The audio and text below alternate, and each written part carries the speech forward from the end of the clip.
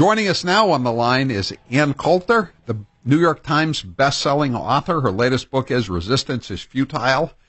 Ann, thanks for being with us here on the Howie Carr Show. Absolutely. You're back, Howie. This means the holiday really is over. That's right. I flew back this morning, and I was reading all the more than 4,000 comments on Mitt Romney's courageous piece attacking the guy who supported him in 2012 and in 2018, proving once again, Ann, that no good deed goes unpunished in politics or anywhere else.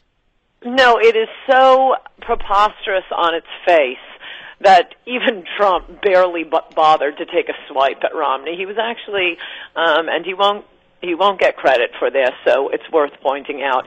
I thought Trump's response was great. He said, well, I hope he becomes a team player. Yeah, that's it. Yeah. Let the rest of us handle the venom. Yeah, but isn't it one of the great things of life when your prejudices about certain people are confirmed, and you can go back and say, I told you so? Well, the irony is, for different reasons, Romney was in the same position and absolutely 100% my candidate in 2012 for the same reason Trump was in 2016. He was the toughest on immigration. And then by far, I thought the country was over the night Romney lost, because there's, about 60 seconds left on the clock here, Howie.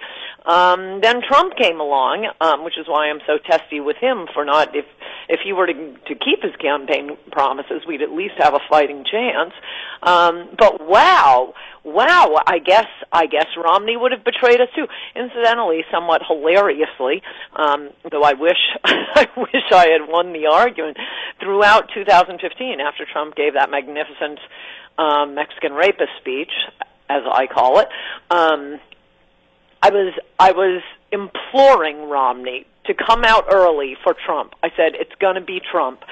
Get in ahead of the crowd. You should be his vice presidential nominee. And I actually think that would have been a great combo platter. I told Romney, you can do the really exciting stuff, like deal with the Fed, while Trump does the fun stuff, like build the wall. And I told Trump, Romney will do all the boring stuff, like deal with the Fed.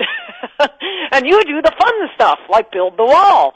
Trump was more amenable to the idea than Romney was. He has a visceral hatred of Trump, which I understand. I have visceral hatreds of some people, but you got to recognize that it's irrational and it looks really pathetic when it's getting you, or seems designed to get you fawning media attention. Right, but it also, they're on the same team. Like I was saying earlier, and this is like if you're the backup NFL quarterback, say to Tom Brady, and he throws 2 touchdown passes, and you're on the sideline and you throw your helmet down in disgust because you're not going to get put in the game because he's doing well. Right. You'd be cut the next day. Right. By the general manager, if you pull this stuff. And this is his whole, and he's following in the footsteps of a bunch of guys who are now leaving politics because that was their attitude. Corker, Flake, yes. Kasich, Ryan. All these guys, yes. There's a whole, but what is the whole? That's I'm sure your analogy is much more pertinent and meaningful in Boston.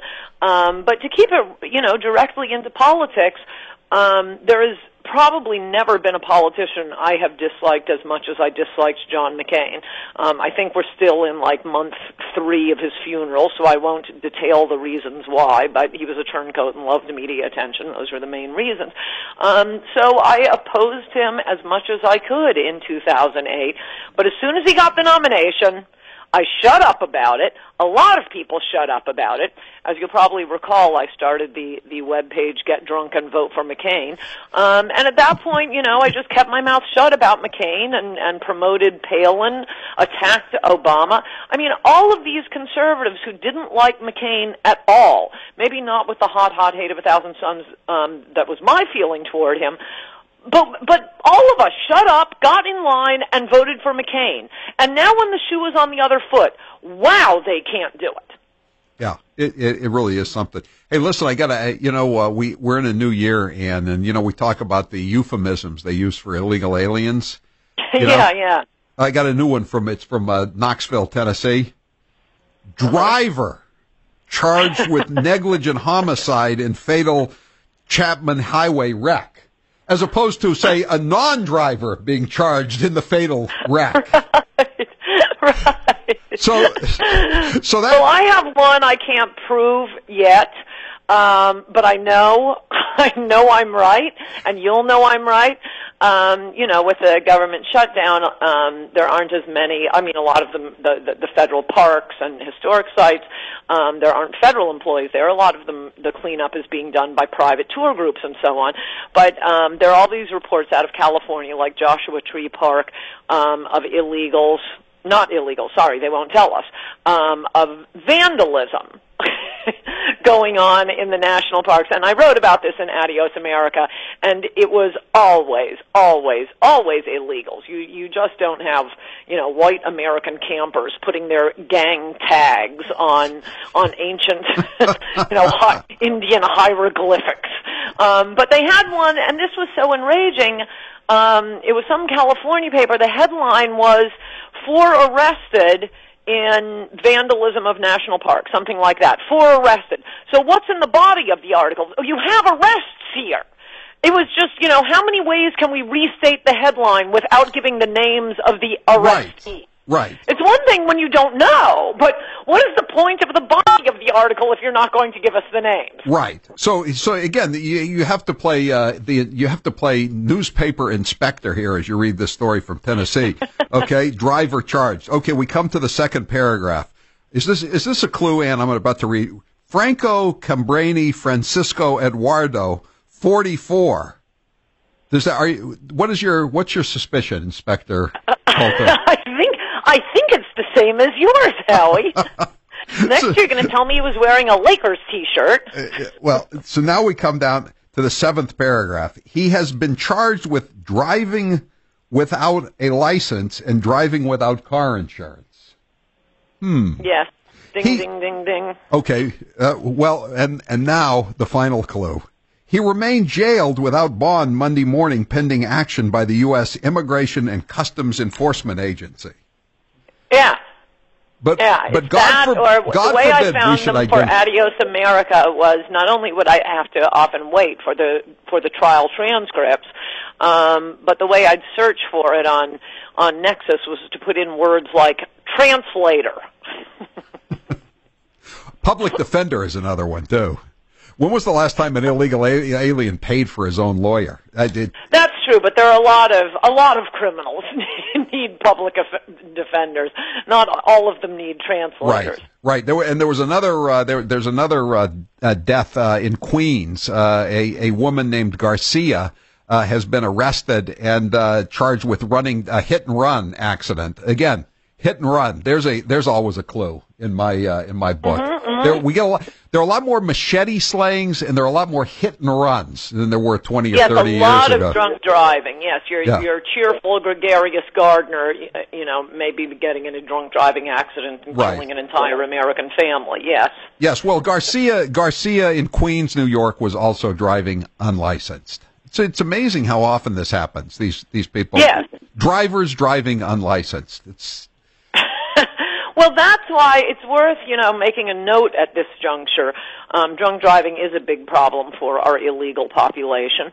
And to show how smart Marco Rubio was, when he wrote up his idiotic amnesty bill, the comprehensive immigration, the Democrats conned him into excluding, you could be deported if you had committed, I think it was 1 felony, up to, 1 felony and 3 misdemeanors or something like that.